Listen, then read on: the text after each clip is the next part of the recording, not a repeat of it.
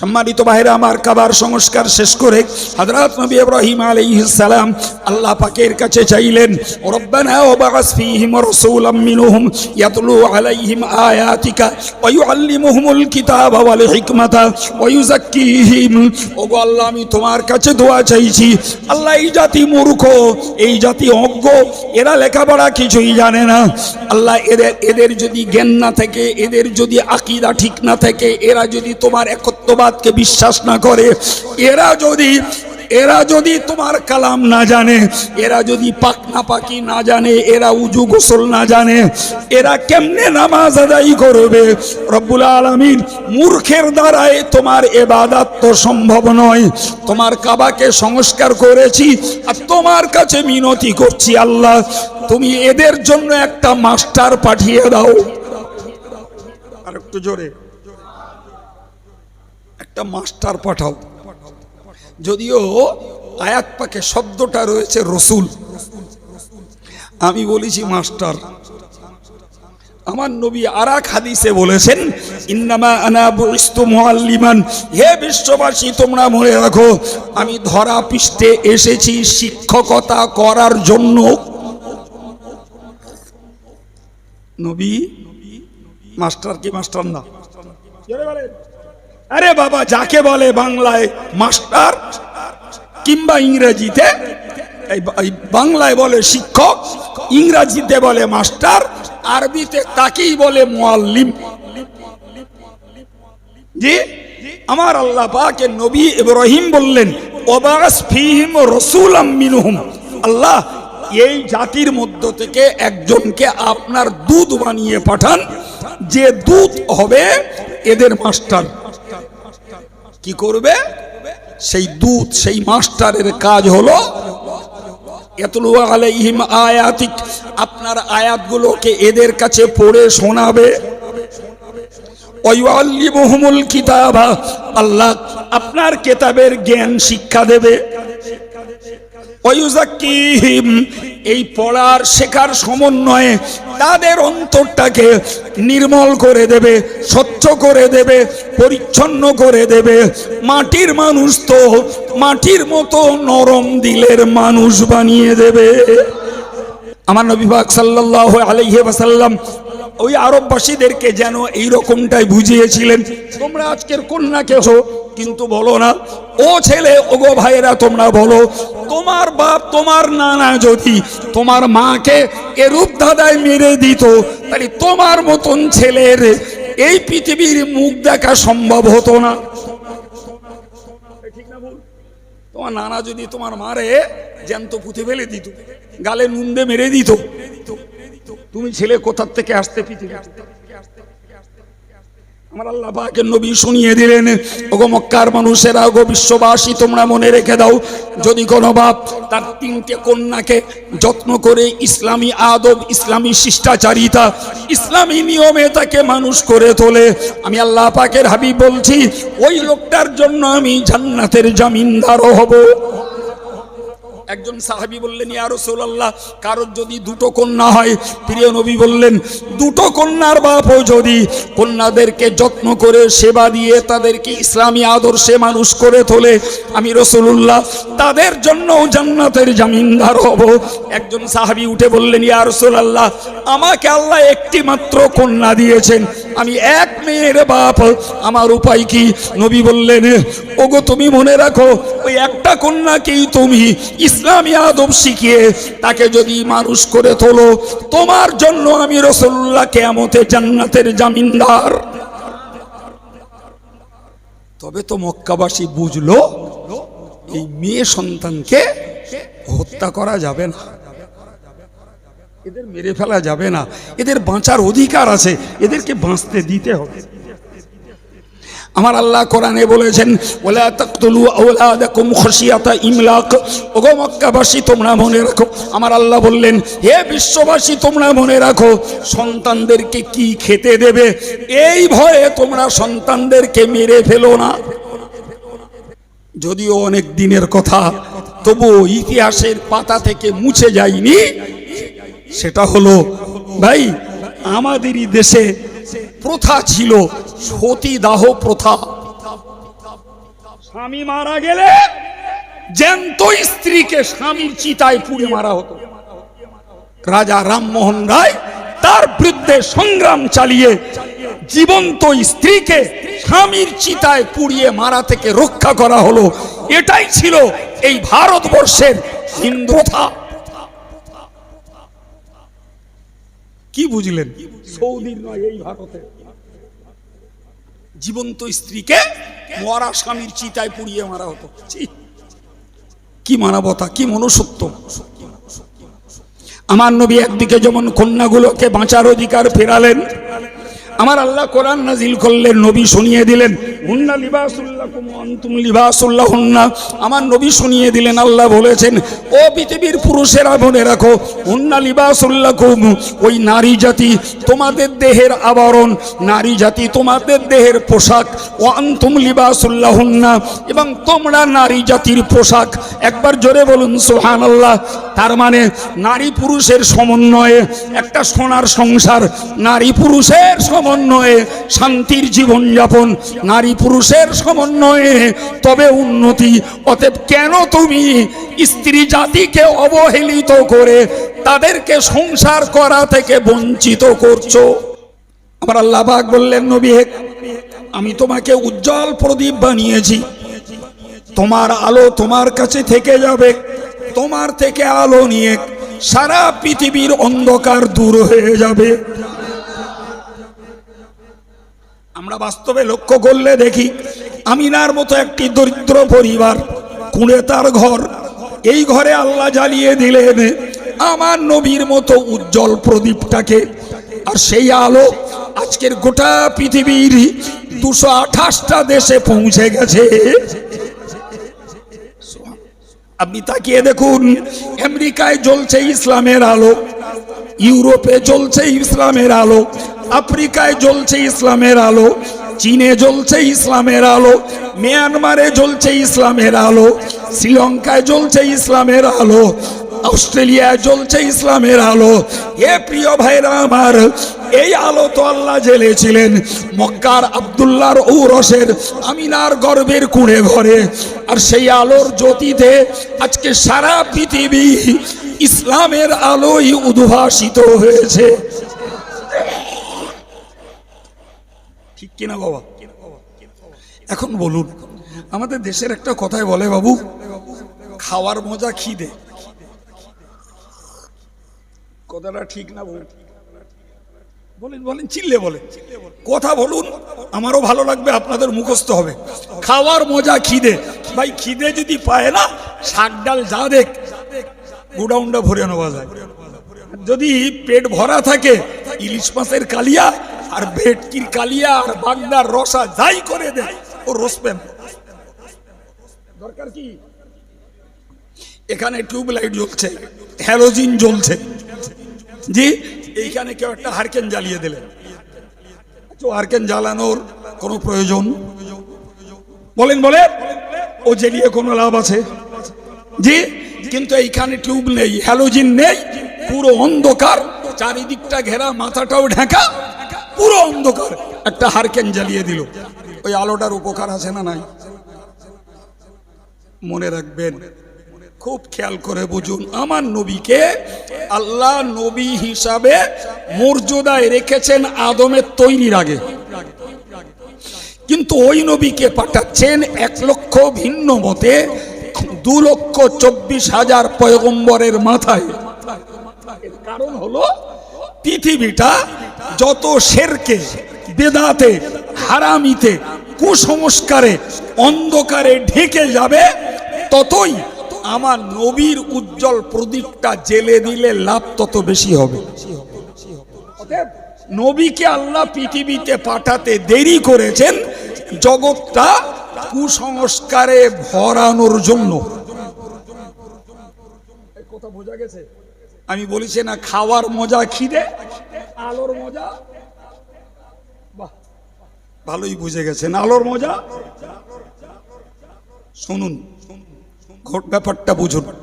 নূহ নবীর জমানায় মানুষের পাপের দায়ে প্লাবন দিলেন আল্লাহ। সেই প্লাবনে কাবা শরীফের দেওয়ালের পাথর পর্যন্ত ভেসে গেল, কাবা বিধ্বস্ত। নবী ইব্রাহিম আলাইহিস সালামকে দিয়ে আল্লাহ পাক সেই কাবার সংস্কার করালেন। কিসের জন্য? কাবাকে কেবলা বানিয়ে মানুষ নামাজ পড়বে তাই। নবী ইব্রাহিম আলাইহিস সালাম বাপ বেটাই মিলে কাবার সংস্কার করলেন, কিন্তু সংস্কার করে নবী ইব্রাহিম আলাইহিস সালাম খানিকটা হতাশ। কেন? ওই জায়গাটা তো মূলত জঙ্গল, সেখানে এক ঘর মানুষের বসতি নেই, পাহাড়, পাহাড়ি টিলা, আর পাহাড়ের মাথায়ও জঙ্গল, গিরিপথেও জঙ্গল, সমতল ভূমি যতটুকু ততটুকু জঙ্গল। এই জঙ্গলের মাঝে আল্লাহর প্রাচীন সম্মানিত ঘর কাবা মওজুদ। নবী ইব্রাহিম সেই কাবার সংস্কার করলেন। সংস্কার করার পরে উনি হতাশ হলেন যে আমি তো কাবা সংস্কার করলাম, কিন্তু কাবায় আসবে কে? যারা আসবে তারা করবে ডাকি, তারা তো কিচ্ছু জানে না। ওইখানে যারা বসতি স্থাপন করবে বা করছে তারা যাযাবর, তারা রিফিউজি, তারা কলোনি, কেউ স্থায়ী বাসিন্দা নয়। সম্মানিত ভাইরা আমার, কাবার সংস্কার শেষ করে হযরত নবী ইব্রাহিম আলাইহিস সালাম আল্লাহ পাকের কাছে চাইলেন, রব্বানা ওয়াবাস ফীহিম রাসূলাম মিনহুম ইয়াতলু আলাইহিম আয়াতিকা ওয়া ইউআল্লিমুহুমুল কিতাবা ওয়াল হিকমাতা ওয়া ইউযাক্কিহিম। ওগো আল্লাহ, আমি তোমার কাছে দোয়া চাইছি। আল্লাহ, এই জাতি মূর্খ, এই জাতি অজ্ঞ, এরা লেখাপড়া কিছুই জানে না। আল্লাহ, এদের যদি জ্ঞান না থাকে, এদের যদি আকীদা ঠিক না থাকে, এরা যদি তোমার একত্ববাদকে বিশ্বাস না করে, এরা যদি তোমার কালাম না জানে, এরা যদি পাক না পাকি না জানে, এরা উজু গোসল না জানে, এরা কেমনে নামাজ আদায় করবে? রব্বুল আলামিন, মূর্খের দ্বারাই তোমার ইবাদত তো সম্ভব নয়। তোমার কাবাকে সংস্কার করেছি আর তোমার কাছে মিনতি করছি, আল্লাহ তুমি এদের জন্য একটা মাস্টার পাঠিয়ে দাও। আর একটু জোরে, একটা মাস্টার পাঠাও। যদিও আয়াত পাকে শব্দটা রয়েছে রসুল, আমি বলেছি মাস্টার। আমার নবী আরেক হাদিসে বলেছেন, ইন্নামা আনা বুইস্তু মুআল্লিমান, হে বিশ্ববাসী তোমরা মনে রাখো, আমি ধরা পৃষ্ঠে এসেছি শিক্ষকতা করার জন্য। নবী মাস্টার কি মাস্টার না? আরে বাবা, যাকে বলে বাংলায় মাস্টার কিংবা ইংরেজিতে, বাংলায় বলে শিক্ষক, ইংরেজিতে বলে মাস্টার, আরবিতে তাকেই বলে মুআল্লিম। জি, আমার আল্লাহ পাকের নবী ইব্রাহিম বললেন, ওয়াবাস ফীহিম রাসূলাম মিনহুম, আল্লাহ এই জাতির মধ্য থেকে একজনকে আপনার দূত বানিয়ে পাঠান, যে দূত হবে এদের মাস্টার। কি করবে সেই দূত? সেই মাস্টারের কাজ হলো ইয়াতলু আলাইহিম আয়াতিক, আপনার আয়াতগুলোকে এদের কাছে পড়ে শোনাবে। ওয়া ইউআল্লিমুহুমুল কিতাবা, আল্লাহ আপনার কিতাবের জ্ঞান শিক্ষা দেবে। ওয়া ইউযাক্কিহিম, এই পড়ার শেখার সমন্বয়ে তাদের অন্তরটাকে নির্মল করে দেবে, স্বচ্ছ করে দেবে, পরিচ্ছন্ন করে দেবে। মাটির মানুষ তো মাটির মতো নরম দিলের মানুষ বানিয়ে দেবে। নবী কি করতে এসেছেন? পড়াতে। নবী এসেছেন জ্ঞান বিতরণ করতে। নবী এসেছেন হিংসুটে, অহংকারী, উচ্ছৃঙ্খল, লোভী, জেদি এবং নফসের পূজারী লোকগুলোকে অহংকার মুক্ত, হিংসা মুক্ত, জেদ মুক্ত, লোভ মুক্ত একটা পরিচ্ছন্ন অন্তরের মানুষ বানাবার জন্য। আল্লাহু আকবার।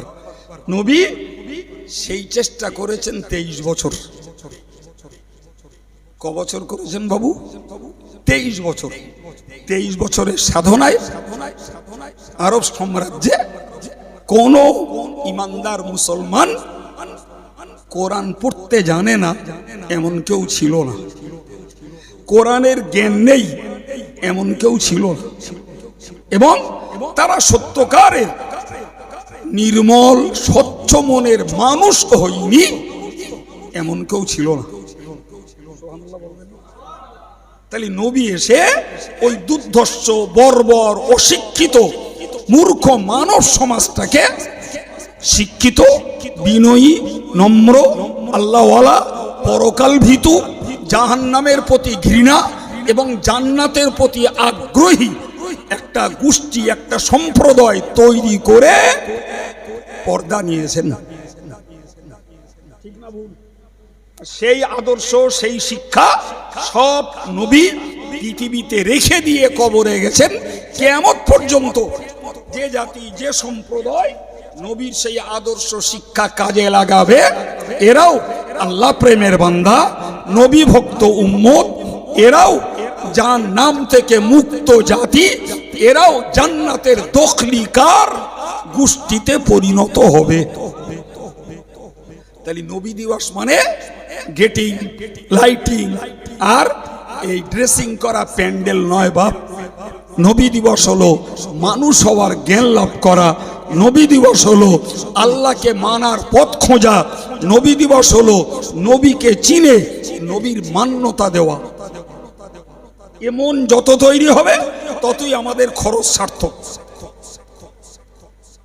প্রিয় ভাইরা আমার, আমি কি বলতে বলতে এই জায়গায় এসেছি, আমার আলোচনায় ফিরে যাচ্ছি। আমি আল্লাহ নবীকে সম্মানিত করে রেখেছিলেন আদম সৃষ্টির পূর্বেও, মনে আছে? বলে তাকে পাঠিয়েছেন সর্বশেষ নবী আকারে। আমি একটা কারণ আপনাদেরকে বলেছি যে খাওয়ার মজা খিদে, আলোর মজা অন্ধকার। সুতরাং আমার আল্লাহর পক্ষে নবী ছিলেন উজ্জ্বল প্রদীপ। এই প্রদীপ জ্বালাবার জন্য পৃথিবীতে অন্ধকারের দরকার ছিল, বলেছি না? অন্ধকার যত ঘন হবে আলো জ্বাললে তত মজা লাগবে। আপনি দেখেন, হযরত নবী ঈসা আলাইহিস সালাম আসমানে উঠে গেছেন, আর নবীর ঈসার আসমানে উঠে যাওয়ার পর থেকে 610 বছর পার হওয়ার পর আল্লাহ আমার নবীকে নবুয়ত দিয়েছেন। এবার একটু কথা বলেন, কত বছর পর বলেছি? আচ্ছা, 610 বছর যে জাতির মাঝে নবী নেই, যে জাতির মাঝে কোনো মাস্টার নেই, যে জাতিকে 610 বছর চালাবার মতো কোনো গাইড নেই, 610 বছরে যে জাতির কোনো লিডার নেই, আচ্ছা সেই জাতির সভ্যতা, ভদ্রতা, একাগ্রতা, সে জাতির দয়া, মায়া, মমতা,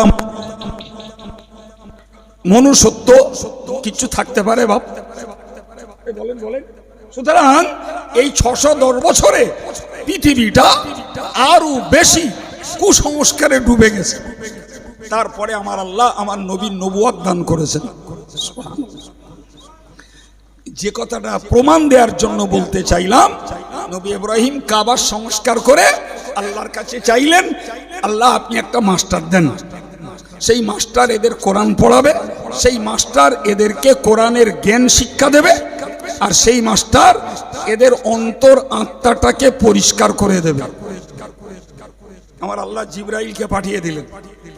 জিবরাইলকে পাঠিয়ে দিয়ে বললেন, ও জিবরিল তুমি যাও গিয়ে আমার নবী ইব্রাহিমকে বলে এসো যে তোমার দাবি আল্লাহর কাছে পাস, সুবহানাল্লাহ, তোমার দাবি আল্লাহর কাছে কবুল, কিন্তু তুমি এই যে মাস্টার চাইছো সে মাস্টার পৃথিবীতে এখনো পাঠানোর সময় হয়নি।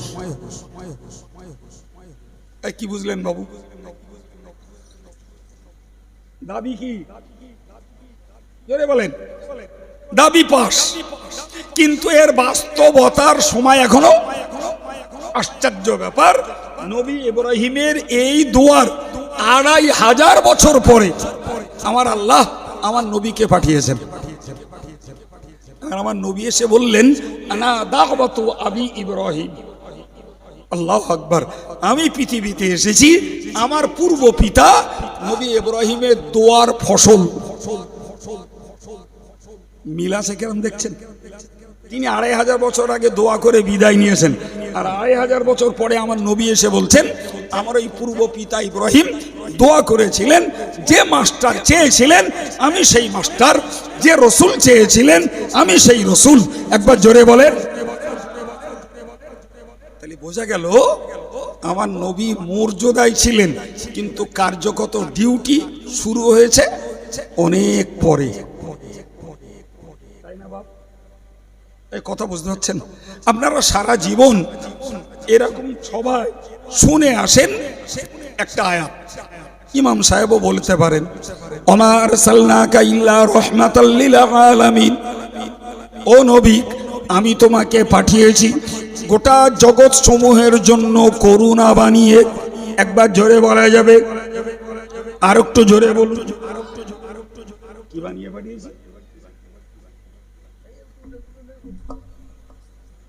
কি বানিয়ে পাঠিয়েছি? কি বলেছি বলেন তো? করুণা, অনুগ্রহ। আরবিতে ওটাকে বলে রহমত। শোনেননি আয়াত কোনদিন? আমার তো মনে হয় কানে পড়েছে যে আল্লাহ বলছেন ওগো নবী আমি তোমাকে রহমত করে পাঠিয়েছি। কাকে? আমার নবীকে। আমার নবী নিজে বলছেন ইন্নী বুইস্তু রহমাতান, আমি পৃথিবীতে এসেছি মানুষের জন্য দয়া করতে, অনুগ্রহ করতে, সহানুভূতি দেখাতে। ওয়ালাম উবাস লাআনান, আমি অভিসম্পদ দিতে আসিনি, আমি পৃথিবীতে বদদোয়া করতে আসিনি, আমি পৃথিবীতে কারোর অকল্যাণ, কারোর খারাপি, কারোর মন্দত্ব চাইতে আমি পৃথিবীতে আসিনি। একটু জোরে বলা যাবে না? প্রিয় ভাইরা আমার, এটা নবীর সহিহ হাদিস আর ওটা কোরআন। এবার আপনাকে আমি শান্ত মাথায় একটা বিষয় বোঝাবো। আগে নিজে একটা বুঝি বাবু, এই আমরা এখন আছি পৃথিবীতে,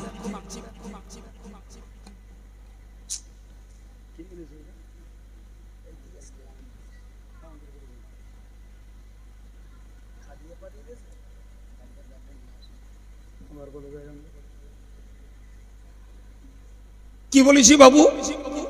আমরা এখন পৃথিবীতে, এর আগে কোথায় ছিলাম? তাহলে আমার গোড়া থেকে পড়াতে হবে। আচ্ছা তাই পড়াচ্ছি, ভুলে গেলি আপনাদেরও লস আমারও লস। শুনুন, আমরা ছিলাম আত্মার জগতে, ওটাকে আরবিতে বলে আলামে আরওয়াহ। এখন আমরা আছি পার্থিব জগতে, এটাকে বলা হয় আলামে দুনিয়া। আমরা এরপরে যাব আলামে বারজাখ, যাকে অ্যাকচুয়াল বলা হয় মধ্য জগৎ, কিন্তু আমরা সহজে বলি কবর জগৎ। আর কবর থেকে উঠব আর একটা জগতে যাব, ওটার নাম আলামে আখিরাত বা পরজগৎ। তাহলে জগৎ কটা হলো? বলেন বলেন। আপনারা এরা মনে করছেন নাকি হুজুর পয়সা নেবেন আপনি আর আমাদের বকাচ্ছেন কেন, আমরা ফাও কেন বকতে যাচ্ছি, এরা মনে হচ্ছে নাকি? তাহলে অত কিরপিন কিরপিন ভাব কেন? একটু যা বলছি মন খুলে বলেন না, ব্রেনে ধরবে ভালো। কি বলেছি? জগৎ কটা? চারটে। আরবিতে আলামে আরওয়াহ, আলামে দুনিয়া, আলামে বারজাখ, আলামে আখিরাত। বাংলায় আত্মার জগৎ, পার্থিব জগৎ, মধ্য জগৎ বা কবর জগৎ, আর পরজগৎ। প্রত্যেকের জন্য এই চারটে করে আছে। ছিলাম আত্মার জগতে, আছি পার্থিব জগতে, যাব কবর জগতে, ওইখান থেকে উঠব পরজগতে। চার জগৎ টাচ করাই লাগবে।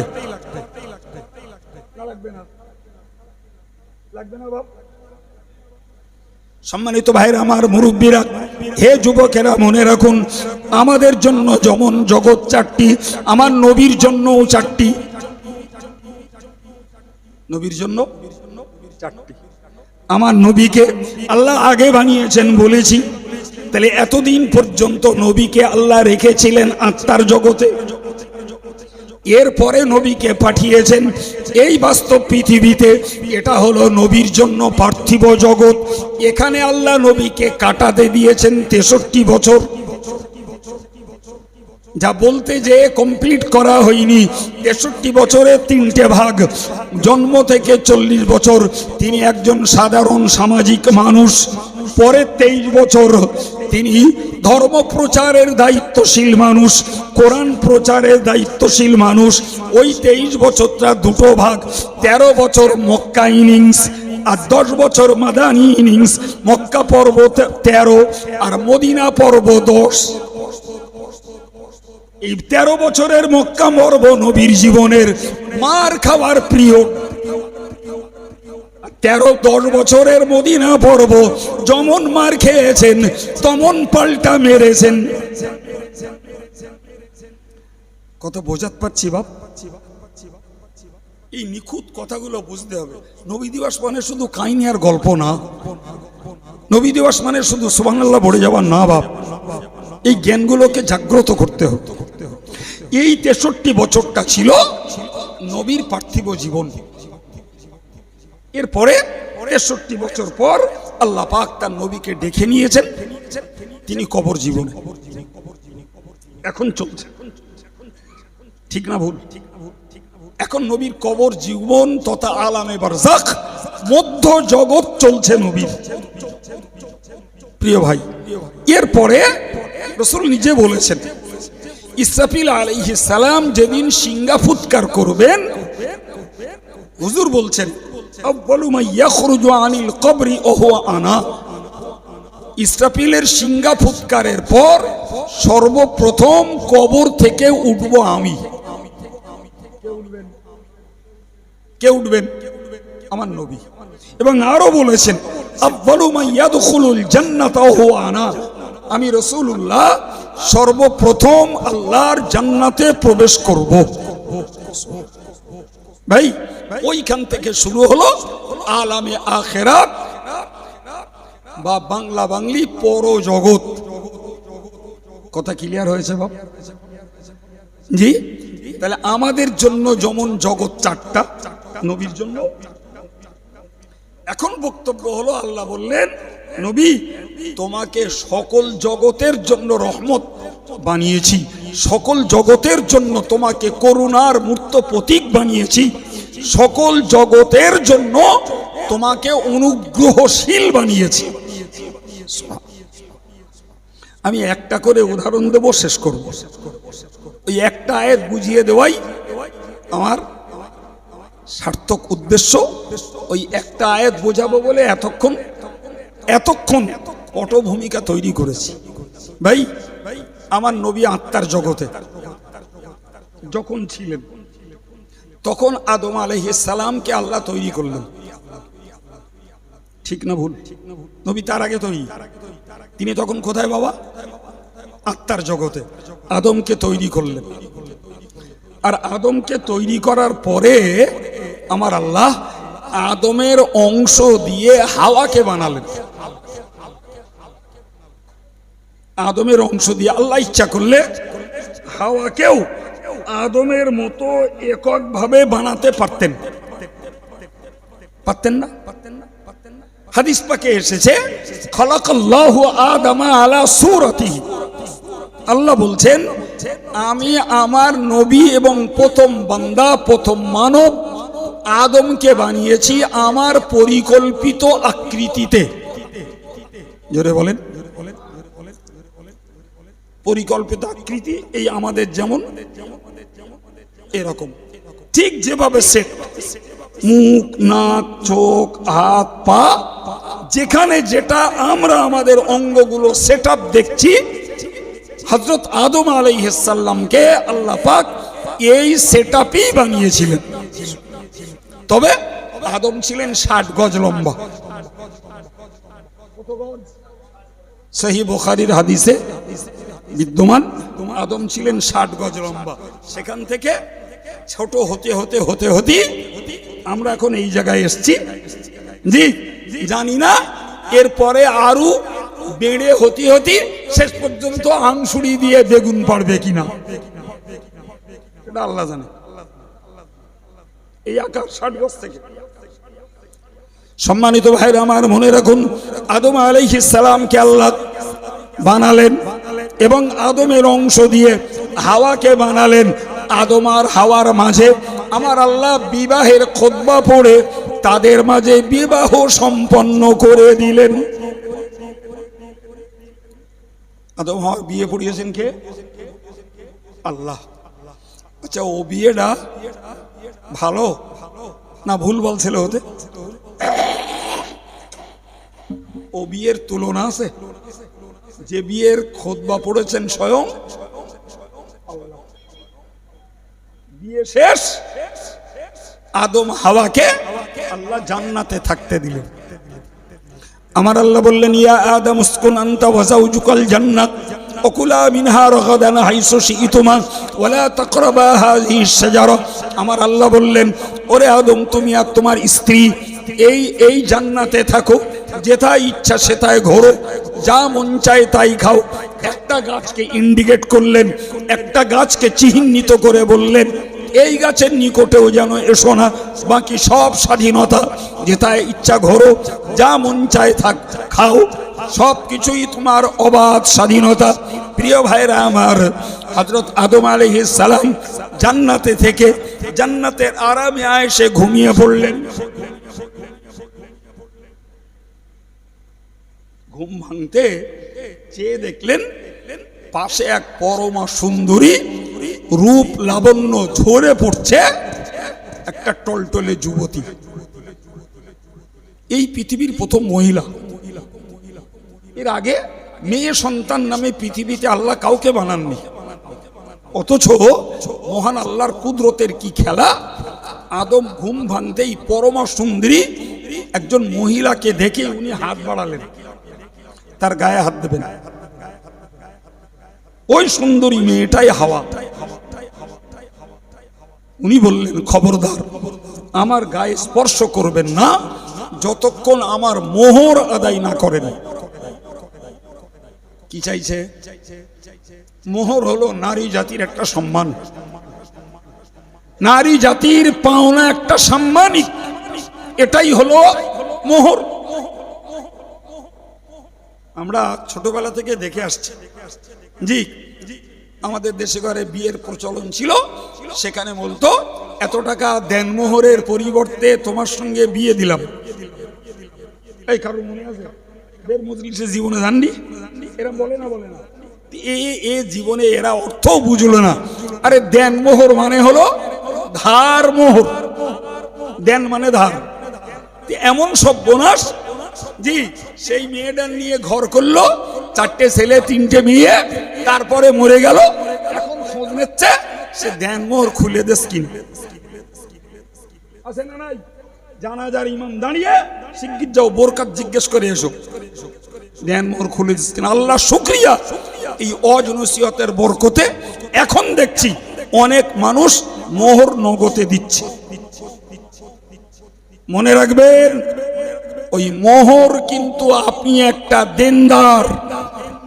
পরে লোকের কাছে দেনা করলে ওটা শোধ করা যেমন ওয়াজিব, মোহরের টাকার পাওনাদার বউ, ওই বউটারে ও টাকা শোধ করা অথবা কোনো জিনিস দিয়ে তার কাছ থেকে ক্ষমা নেওয়া, এটাও স্বামীর জন্য ওয়াজিব।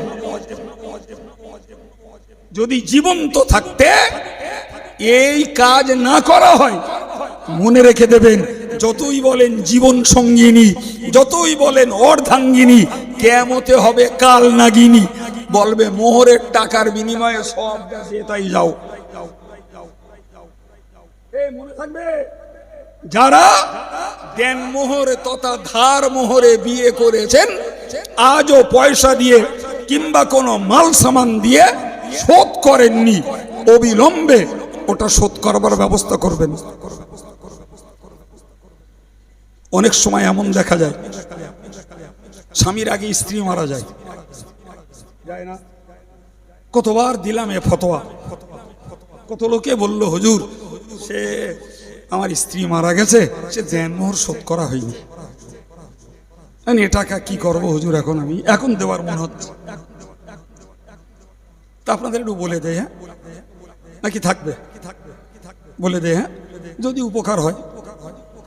মনে রাখবেন, যদি স্ত্রীর দেন মোহরের টাকা স্বামী শোধ না করে আর স্ত্রী যদি আগে মারা যায়, ওই দেন মোহরের টাকা ওই মহিলার ফারাজি সত্ত্ব যারা যারা পায়, ওই দেন মোহরের টাকা সব তাদের পাওনা। মনে করুন তার ছেলে আছে, তার মেয়ে আছে, তার আব্বা আছে, তার মা আছে, এই কথা বুঝতে পারছেন কি? এই দেন মোহরের টাকা ওই মহিলার ফারাজি সত্ত্বের হকদার যারা, ওর 10 কাঠা জমি থাকলে যারা যারা পেত, এই দেন মোহরের টাকাটা তারা তারা পাবে। যে মশলাটা আপনি বাবা 2 মিনিটে শুনে নিলেন, এই 2 মিনিটের মশলা উদ্ধার করতে আমার অনেক বছর গেছে। আপনাদের 2 মিনিট শিখে ফেললেন। যাক, আর বলছি, এখন হাওয়া কি চাইলেন বলেছি বাবু, আবার ওই দেন বলে কি চেয়েছে? আদম আলাইহিস সালাম ফাঁপড়ে পড়ে গেল, কি কর্তব্য বিমূঢ়, কি করব? থাকি তো আল্লাহর জান্নাতে, জান্নাতের মালিকানা আল্লাহ, আমার তো কিচ্ছু নেই। তাহলে হাওয়া যে আমার কাছে মোহর চাইছে, আমি কি দিয়ে হাওয়ার এই দাবি পূরণ করব? তিনি যখন নিজে কোনো ভেবে কিনারা করতে না পারলেন, তখন আল্লাহর কাছে তিনি আবদার করলেন, আপিল করলেন, আল্লাহ, হাওয়া আমার কাছে মোহর চাইছে, আমি কি দিয়ে তার মোহর শোধ করব? সম্মানিত ভাইরা আমার, জগৎ বরেণ্য মুহাদ্দিস হযরতে আল্লামা ইবনুল জাওজি রাহমাতুল্লাহ আলাইহি তিনি তার কিতাবে উল্লেখ করেছেন, ওই সময় আমার আল্লাহ বলেছিলেন, ওরে আদম, তুমি এক কাজ করো, আমার আখিরি জামানার পয়গম্বর, আখিরি জামানার নবী সাইয়্যিদুল মুরসালিন রাহমাতুল্লিল আলামিন মুহাম্মাদুর রাসূলুল্লাহর নামে 20 বার দরুদ শরীফ পড়ে দাও। ওই 20 বার দরুদটাকে আমি হাওয়ার জন্য মোহর নির্ধারণ করে দিলাম। আর একটু মন খুলে, আমার নবীর তখন জন্ম হয়েছে বাপ, আমার নবী তখন আত্মার জগতে, আমার নবী যখন আত্মার জগতে, সেই সময়েতে যে গোটা পৃথিবীর মানব জাতির আদি পিতা আদম এবং হাওয়া, আদম এবং হাওয়ার বিবাহের ব্যবহারিক জীবন শুরু হচ্ছে ওই নবীর প্রতি দরুদ পড়িয়ে। এটাকেই মুহাদ্দিসরা বলেছেন, ওটাই হলো আল্লাহ পাক যার নবীকে রহমত বানিয়েছেন, অনুগ্রহ বানিয়েছেন। নবী আত্মার জগতে থাকাকালীন তার অনুগ্রহ দুনিয়ার মানুষ ভোগ করেছে, তার অনুগ্রহ দুনিয়ার মানুষ। আমার নবীর নামে দরুদ পড়িয়ে কি করা হচ্ছে? আদম হাওয়ার বিবাহের ব্যবহারিক জীবন শুরু হচ্ছে, অথচ সে নবী তখনও পৃথিবীতে আসেনি, নবী তখন আত্মার জগতে। তাহলে নবী আত্মার জগতে থাকাকালীন আমার নবীর দ্বারাই দুনিয়ার মানুষ উপকার পেয়েছে না পায়নি? তাড়াতাড়ি বলুন ভাই, আর বলবো না। এরকম উদাহরণ দিলে ওই একটা দিতে দিতেই আমার সময় শেষ হয়ে যাবে, শক্তিও শেষ হবে। ওই একটাকে মনে রাখুন, শুধু এইটুকু মুখস্থ করুন যে আমার নবী আত্মার জগতে থাকাকালীন দুনিয়াবাসী আমার নবীর উপকার লাভ করেছে। সম্মানিত ভাইরা আমার, আমি আপনাকে বিনয়ের সঙ্গে এরপরে বলবো, মনে রেখে দিন, আমার নবী সাল্লাল্লাহু আলাইহি ওয়াসাল্লামকে আল্লাহ পাক পৃথিবীতে পাঠিয়েছেন। তিনি পার্থিব জগতের মানুষ হয়েছেন, 63 বছর কাটিয়েছেন। আপনাকে বলেছি যে 40 বছর তিনি ছিলেন সাধারণ সামাজিক মানুষ। এই সাধারণ সামাজিক মানুষটা আকারে আমার নবীকে আল্লাহ 40 বছর রাখলেন, কারণ তার কি ভালো করে বুঝুন। ভাই বেয়াদবি ক্ষমা চাচ্ছি, কিছু মনে নেবেন না। I am as a teacher at this moment, you are as a student. আমি এই মুহূর্তের জন্য আপনাদের শিক্ষক, আর আপনারা জ্ঞানী গুণী সম্মানিত ব্যক্তি থাকলেও এই মুহূর্তে আমার কাছে আপনারা ছাত্র। রাগ করলেন? এখন বলুন, আমি আপনাকে দুটো কথা শেখাচ্ছি বা শেখাবো, আর আপনি দুটো কথা শিখবেন। তাহলে টিচার আর স্টুডেন্ট, শিক্ষক আর ছাত্রের ভিতরে একটা পরিচিতি, একটা বোঝাপড়ার দরকার আছে না নাই? আমি যাই বলছি বাঙালি ভাইদের কাছে ভেঙে চুরে বাংলায় বলার চেষ্টা করছি।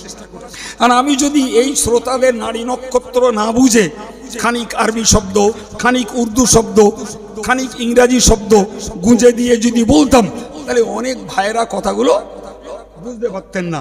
তাহলে আমি বলো আদর্শ শিক্ষক না বল, আমার ছাত্ররা বুঝবে তবে তো আমি আদর্শ শিক্ষক। আর ছাত্রদের উচিত মাস্টারকে চিনতে হবে, তবে মাস্টারের কাছ থেকে শিক্ষা নেব।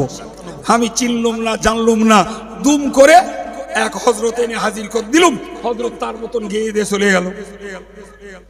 এরকম অনেক জায়গায় হয় ভাই। আর ইউটিউবের যুগে হদ্দম হয়, তার আকীদা জানে না, তার আমল জানে না, সে কোন দলের কোন মতের কিচ্ছু জানা জানিনি, সুর ভাল লেগেছে তার দেওরে দাউদ করে। এরকম হয় না, হয় না? সুতরাং মনে রাখবেন, যদি উপযুক্ত শিক্ষা শিখতে হয় তাহলে ছাত্রদেরকেও শিক্ষককে চেনা দরকার, আর শিক্ষককেও ছাত্রকে চেনা দরকার। প্রিয় ভাইরা আমার, আমার নবীকে আল্লাহ 40 বছর ওই সমাজের মানুষের কাছে রেখেছেন। কেন? এরাই হবে পরবর্তীতে আমার নবীর ছাত্র। ঠিক না ভুল? অতএব এই ছাত্রগুলোর অ্যাক্টিভিটিস, তাদের কার্যকারিতা, কাজ কি, এটা আমার নবীর পক্ষে দেখা দরকার ছিল। নবী দেখলেন এরা শিরক করে, এরা বেদাত করে, এরা সুদ খায়, এরা মদ খায়, এরা গান ভক্ত, এরা জোয়া ভক্ত, এরা নারী জাতকে নির্যাতন করে, এরা কন্যাগুলোকে পুঁতে ফেলে, এরা তা বলতে মানুষকে মার্ডার করে, এরা মানুষের সর্বস্ব লুট করে নিঃস্ব রিক্ত একদম শূন্য বানিয়ে ছেড়ে দেয়। এই ছিল ওই আরববাসীর তৎকালীন চরিত্র। 40 বছর ধরে আমার আল্লাহ আমার নবীকে, পরবর্তী ছাত্রদের এই অবস্থাটা নবীকে দেখিয়েছে। তবে তো নবীর মাস্টারিটা সুবিধা হবে নাকি? এই ছাত্রদের দেখে নাও এরা কি জিনিস। আর ওই ছাত্রগুলো দেখে নিল আব্দুল্লাহর বেটা মা আমিনার গর্ভজাত সন্তান মুহাম্মদ ইবনে আব্দুল্লাহ। মুহাম্মদ ইবনে আব্দুল্লাহ তিনি তখন বাস্তব পৃথিবীতে মুহাম্মদ রাসূলুল্লাহ হননি, তিনি তখন আব্দুল্লাহর বেটা মুহাম্মদ। ওরা দেখে নিল এই ছেলেটি সত্যবাদী, এ জীবনে মিথ্যা কথা বলে না, এ জীবনে আড্ডাবাজি করে না, এ জীবনে হারাম রোজগার করে না, এ জীবনে গালিগালাজ করে না, জীবনে কারোর প্রতি একটা চড় তুলিনি, কোনো নারীর প্রতি কোনোদিনই অশুভ দৃষ্টি কোনোদিন দেয়নি, এ জীবনে কারোর সঙ্গে ঝগড়া বাঁধায়নি, বড়োর সঙ্গে সম্মানজনক ব্যবহার, ছোটর সঙ্গে স্নেহের ব্যবহার এবং একে অপরের হক আদায়, সব কিছু তারা প্রত্যেকটা পদে পদে হাতে নাতে আমার নবীকে দেখে নিল। আল্লাহ পরে এই মানুষটাকে মাস্টার বানাবেন, তখন ওরা বুঝবে এই তো সেই লোকটাই।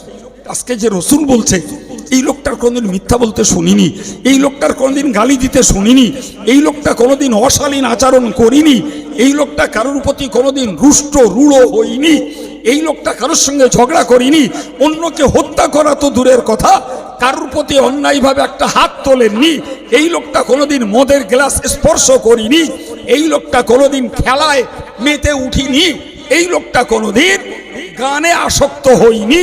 একবার জোরে বলা যাবে? তাহলে 40 বছর ধরে ওরা দেখেছে আমার নবীকে, আর আমার নবী দেখেছেন ওদেরকে। আল্লাহু আকবার। নবী ওই 40 বছরে দেখেছিলেন কতগুলো বিষয়। আমার দিকে তাকান। সর্বোপরি তিনি দেখেছিলেন অসামাজিকতার একটি চূড়ান্ত অধ্যায়, সেটি হলো তারা কন্যা সন্তানকে জ্যান্ত জ্যান্ত পুঁতে ফেলে। তিনি দেখেছিলেন ঘরের বউদেরকে তারা সংসার করতে দেয় না। আজকে বে করে 1 সপ্তাহ পরে তালাক দেয়, আবার 3 মাস পরে ডেকে আনে আর বলে চল তুই আমার বউ বাড়ি চল। 1 তালাক না, 2 তালাক না, 3 তালাক না, কেতাবে এসেছে একসঙ্গে ঝেঁকে দিলে 300 তালাক। এই ছিল তাদের সামাজিক অবস্থা। একটা বর পক্ষে মন স্থির করে সংসার দাঁড় করাবার কোনো উপায় ছিল না। বিশ্বাস করুন ভাই, আমাদের সংসারটাকে এর ভারসাম্য রক্ষা করতে স্বামীর যেমন মেহনত করে রোজগার করা দরকার, বউটার তেমন পাহারাদারি করে সেগুলোকে সুরক্ষা করা দরকার। স্বামী যত রোজগার করুক, বউ যদি ওগুলোকে হজম করে দেয়, কোনো স্বামীর পক্ষে ওই সংসারকে প্রতিষ্ঠা করা সম্ভব না। সুতরাং একটা সংসার দাঁড় করাতে স্বামীর অবদান যেমন, স্ত্রী লোকটার অবদান কোনো অংশে কম নয়। কিন্তু আরবের মানুষগুলো এমন বর্বর ছিল, ওরা মেয়েদেরকে স্থিরভাবে সংসার করতে দিত না। প্রিয় ভাইরা আমার, আর একটা কথা বুঝুন ভাই, একটা নারী জাতি তার শিশুকালে একটা মেয়ে, তার পরবর্তীতে যৌবনকালে যে একটা ঘরের বউ, আর ওই বউটাই পরবর্তীতে মা। একই মেয়ের তিনটে স্তর। ভাইরা আমার, রাসূলুল্লাহ দেখেছিলেন এই আরববাসী এমন অমানবিক, এমন অমানসিক তাদের অত্যাচার, মাগুলো আর বাপগুলো যখন বুড়ো হতো তখন তাদেরকে আর ঘরে থাকতে দিত না।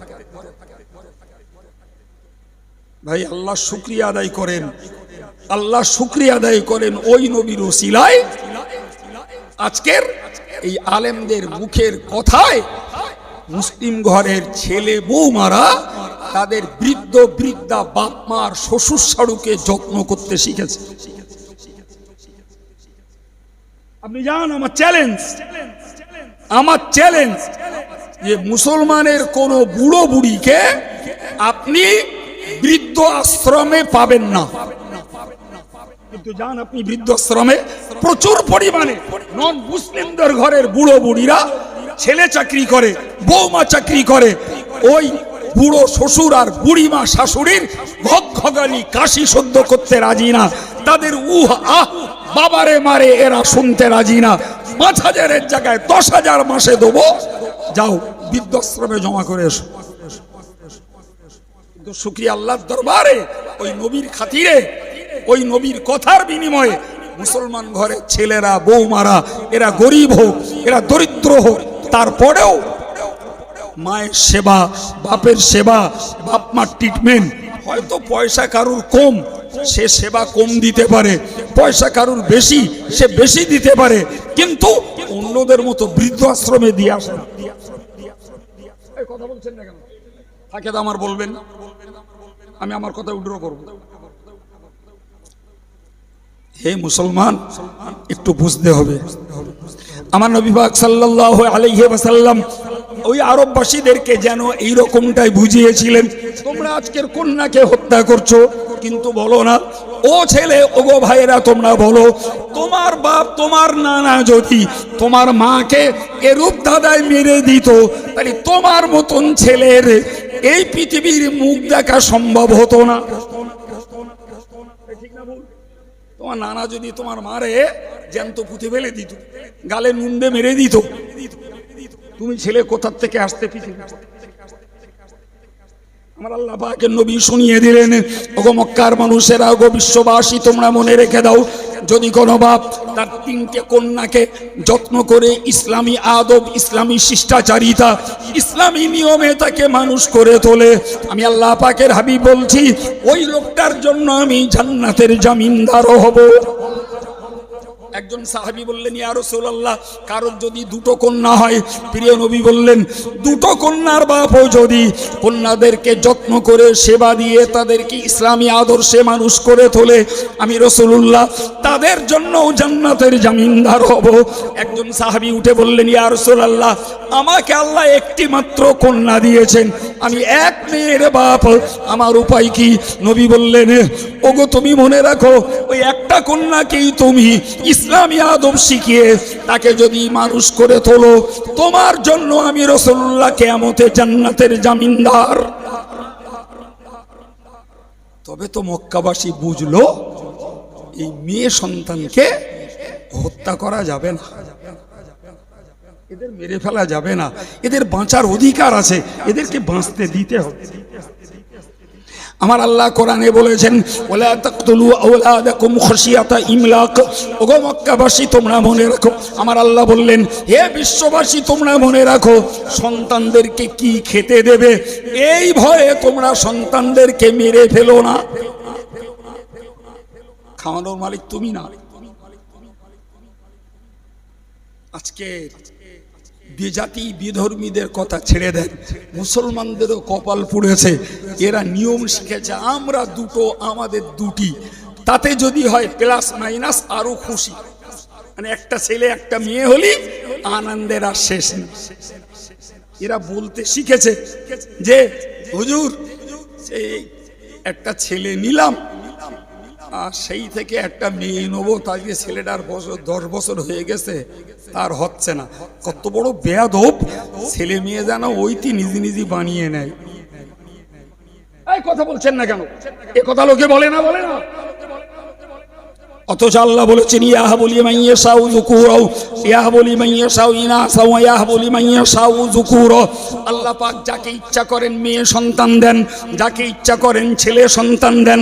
আও ইউযাব্বিজুহুম যুকরানা ওয়া ইনাসা, আল্লাহ যাকে ইচ্ছা করেন ছেলে মেয়ে দুটোই সন্তান দেন। আবার বললেন ওয়া ইয়াজআলু মান ইয়াশাউ আকিমা, আল্লাহ যাকে ইচ্ছা করেন বেজো বানিয়ে দেন, কোনো সন্তান দেন না।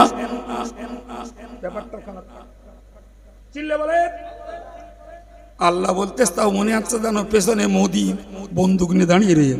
আল্লাহ বলার এমন বেগ। কে? আল্লাহ।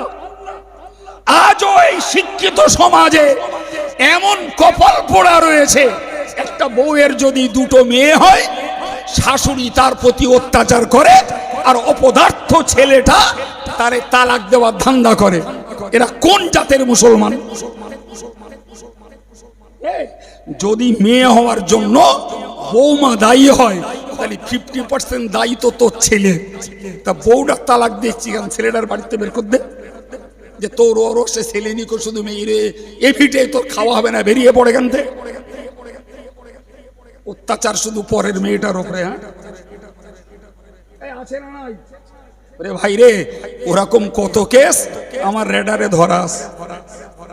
আমি গাল গপ্প করি না। এই নাকি এরা শিক্ষিত, এই নাকি এরা মুসলমান? এদের এখনো আকীদা ঠিক হয়নি। আল্লাহ চাইলে সন্তান দেবে, আল্লাহ চাইলে শুধু মেয়ে দেবে, আল্লাহ চাইলে শুধু ছেলে দেবে, আল্লাহ চাইলে কারো দুটো ছেলে তিনটে মেয়ে উভয় লিঙ্গের সন্তান আল্লাহ দেবে। ছেলের দোষ না, মেয়ের দোষ না, নিজস্ব কারোর হাত না। এই কাণ্ড জ্ঞানটাও প্রচুর মুসলমানের আজও নেই। ভাবা দরকার ছিল আমার নবী চারটে মেয়ের পিতা, জয়নাব, রুকাইয়া, উম্মে কুলসুম, ফাতেমা, 4 কন্যার পিতা আমার নবী। চারটেকেই পরিষেবা দিয়ে বিশ্ববাসীকে দেখিয়েছেন আমি বিশ্বনবী, আমি মহানবী। কন্যাকে যত্ন করে প্রতিপালন করে আমি দেখিয়ে দিলাম কন্যা অবহেলিতা নয়, কন্যা পুঁতে ফেলার যোগ্য নয়। কন্যাকে যত্ন নিলে আল্লাহর কাছে জান্নাতের হকদার হওয়া যাবে।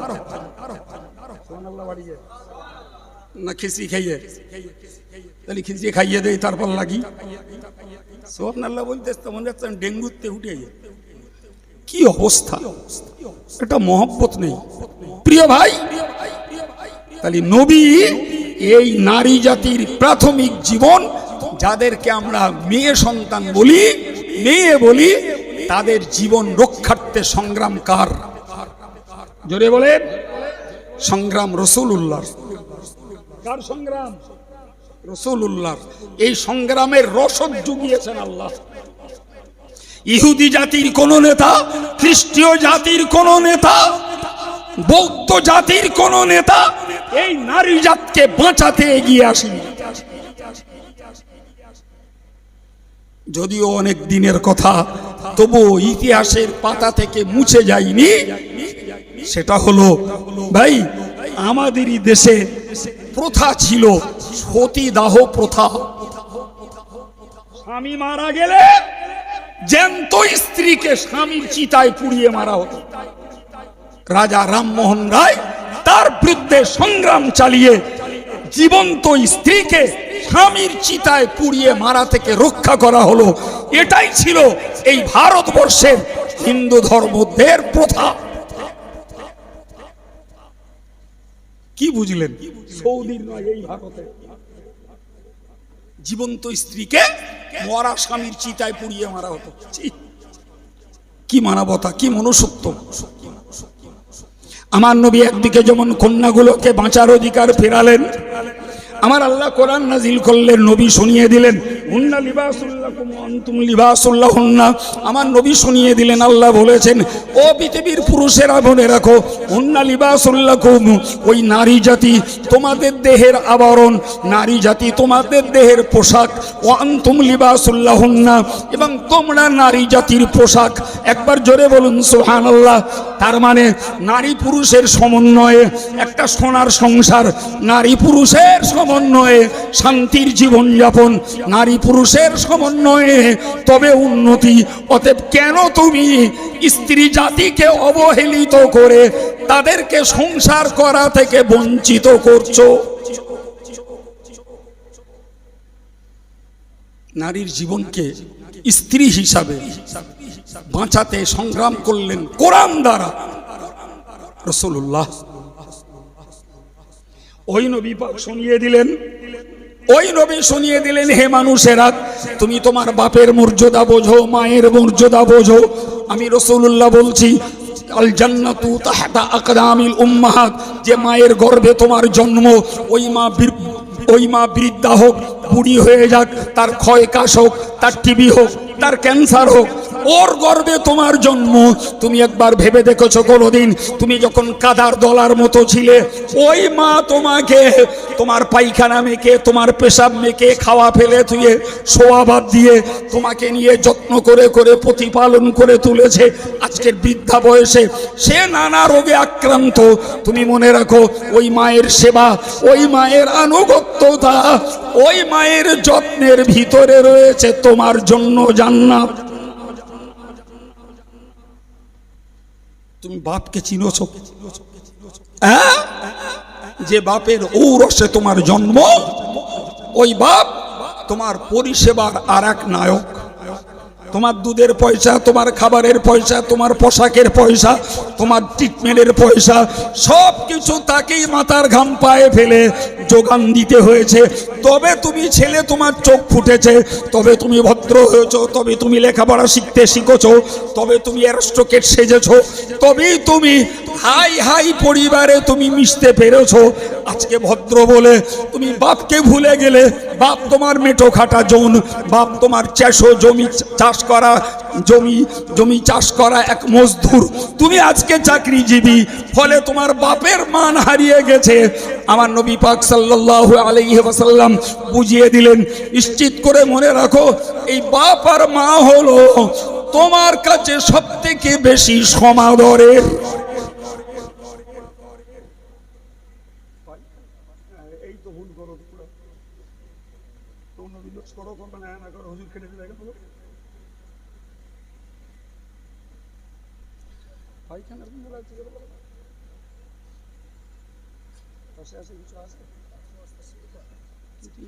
হঠাৎ লাগছে, এতক্ষণ লাগছে না, এক্ষুনি লাগছে।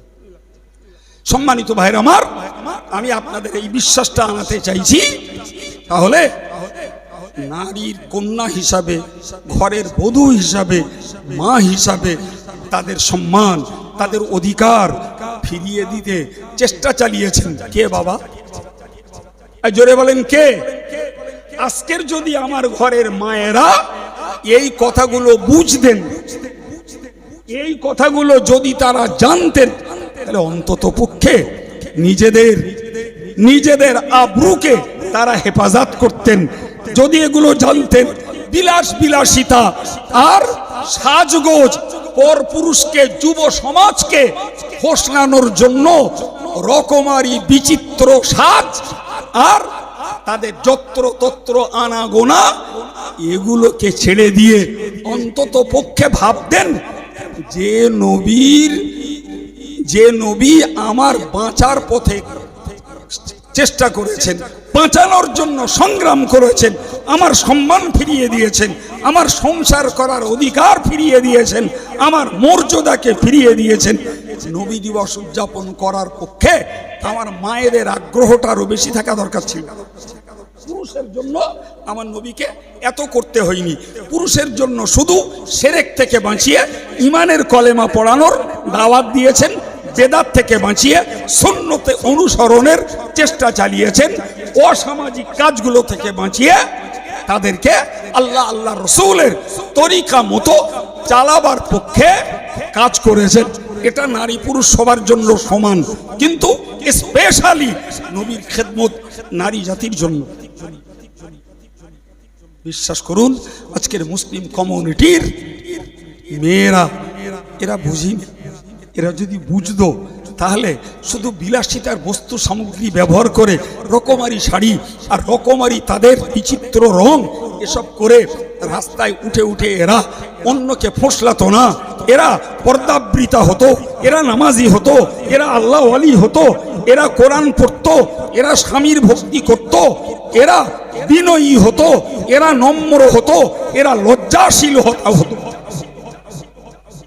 কিন্তু যদি 100টার ভিতরে যদি 20টা পাওয়া যায় বিনয়ী, নম্র, লজ্জাশীলা, পর্দানসীনা, আল্লাহ ওয়ালি, দিনদার, 80টা পাওয়া যায় হয় খিচুড়ি, না হলে একদম পুরো বেহায়া বেলেল্লাপনা। তাহলে নবী এসে এদের বাঁচার পথ দেখিয়েছেন, আর এরা ইচ্ছা করে জাহান্নামের গাড্ডায় পড়ার পথে চলছে। ঠিক না ভুল? প্রিয় ভাইরা আমার, এবার একটু বলেন, জি নবী সাল্লাল্লাহু আলাইহি ওয়াসাল্লাম পার্থিব জীবনে জি 23 বছর কাটিয়েছেন, 40 বছর সামাজিক জীবন, আর পরের 23 বছর নবুয়ত এবং রিসালাত, কোরআন প্রচারের এবং আল্লাহর একত্ববাদের বাণী, তাওহীদের বাণী প্রচারের দায়িত্বশীল ব্যক্তি হিসাবে নবীর দ্বারাতে মানব জাতি উপকার পেয়েছে না পাইনি? বলেন একটা কথা বলুন তো বাবু, এই কাজ করতে যেই নবীকে ঠান্ডা করিয়ে দাও, একটা কাজ করতে যেই নবীকে গাল শুনতে হলো, নবীকে পাগল বলল, নবীকে জাদুকর বলল, নবীকে মিথ্যাবাদী বলল, নবীকে মস্তিষ্ক বিকৃত বলল, নবীকে তারা গাল দিল, নবীকে গলায় রশির ফাঁস পরিয়ে কি হলো ঘুরিয়ে দিতে বললাম তো, জি নবীকে গলায় রশির ফাঁস দিয়ে মারবার চেষ্টা করলো, সেজদায় গেলেন, কয়েক দিনের উটের পচা জোলাম নবীর উপরে চাপিয়ে দিল যাতে নিঃশ্বাস না নিতে পেরে নবী দম ফেটে মারা যায়। নাউজুবিল্লাহ বলে। আচ্ছা বাবু, নবী যদি ওই দিন এইটুকু ভাবতেন আর এইটুকু বলতেন ক্ষোভে, অভিমানে, দুঃখে, ওদের দুর্ব্যবহারে, নবী যদি বলতেন যে আমি তোদেরকে জাহান্নাম থেকে বাঁচিয়ে জান্নাতে নিয়ে যাওয়ার চেষ্টা করছি আর তোরাই আমার গাল দিচ্ছিস, বদনাম দিচ্ছিস, মারছিস, যা তোরা জাহান্নামে যাবি, যা, আমি আর ভাবতে যাব না। বুকে হাত দিয়ে বলুন তো, ভারত সীমান্তে বসে ইসলাম পাওয়া যেত? চীনের মানুষেরা ইসলাম পেত? আপনি জানেন চীনে সাহাবাদের মসজিদ রয়েছে, সুবহানাল্লাহ বলেন। চীনে সাহাবাদের তৈরি মসজিদ আছে, আজও চলমান, সুবহানাল্লাহ। মিয়ানমারে মুসলমান আছে, আমরা জানতাম না। যখন মিয়ানমারে যুদ্ধ লাগলো তখন বুঝলাম মিয়ানমারে মুসলমান রয়েছে। শ্রীলঙ্কায় মুসলমান আছে, আমরা জানতাম না। অস্ট্রেলিয়ায় 2 লক্ষ মুসলমান বাস করে এবং তারা সব আধ্যাত্মিক পন্থী, জোরে বলেন। আমেরিকার মতো জায়গায় বর্তমানে 3000 মসজিদ। অ্যাংলো আর পার্সিয়ানদের ঘুম ভাঙে ফজরের আজানে। ইংল্যান্ডে এক মসজিদ তৈরি হয়েছে, এক জমাতে নামাজ পড়তে পারে 25,000 মানুষ। কাবার ইমামকে দিয়ে, আব্দুর রহমান সুদাইস হুজুরকে দিয়ে সেই মসজিদটা উদ্বোধন করানো হলো।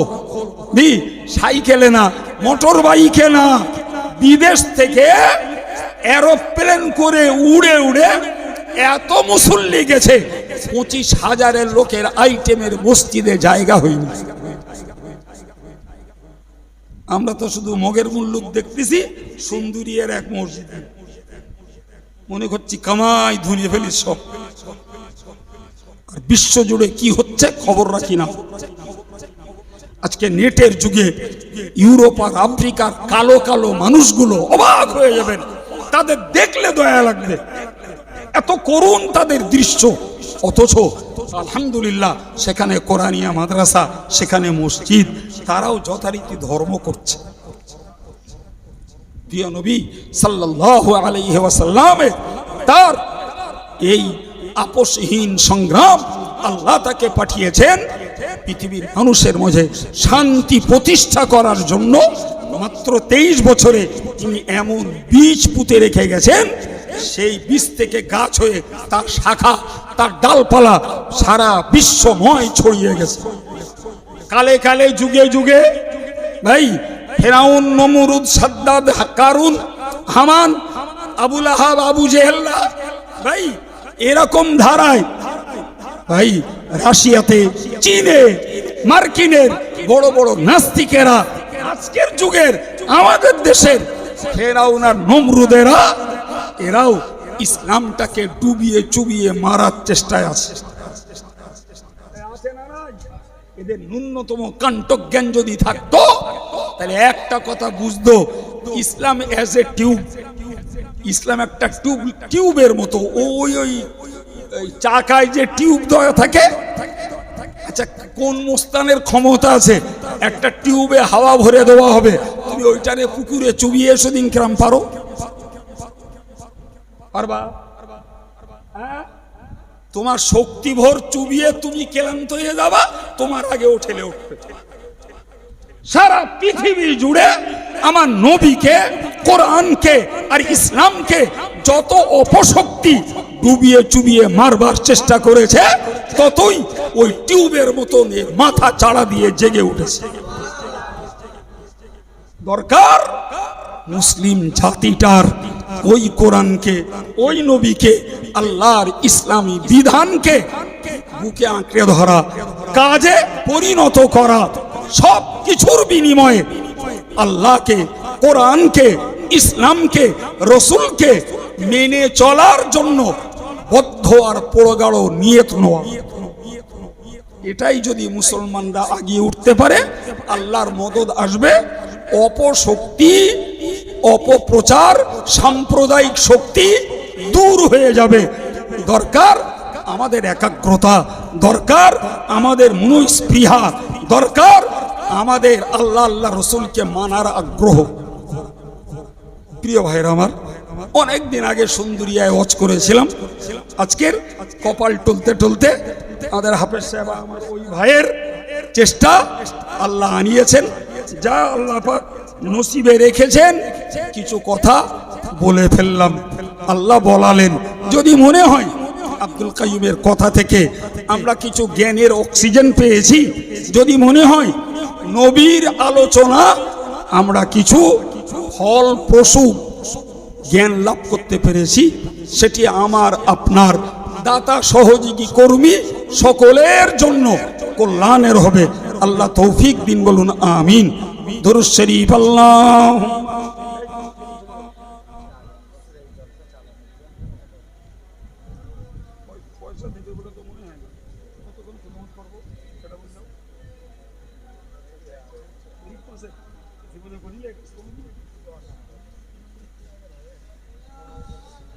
সম্মানিত ভাইরা, আমি 1.5 ঘন্টা সময় দিয়ে দাওয়াত নিয়েছিলাম। আমি ফাঁকিবাজি বুঝি না বাপ, টাইম পাস করা বুঝি না, উঠি অস করি, সময় শেষ হয় শেষ করতে দেই।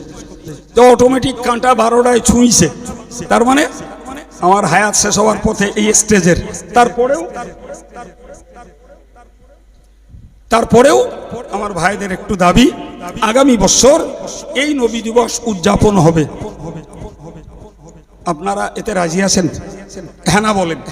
পয়সা দিতে হবে, সে তো চাবুই, কিন্তু তার আগে ভাবতে হবে। ভাই এই পরিবেশটা গড়েছেন বলেই কিছু কথা শোনা গেল, এই পরিবেশটা গড়েছেন বলেই আমাদের গুনাহ মাফ হবে, এই পরিবেশটা গড়েছেন বলেই আমাদের সওয়াব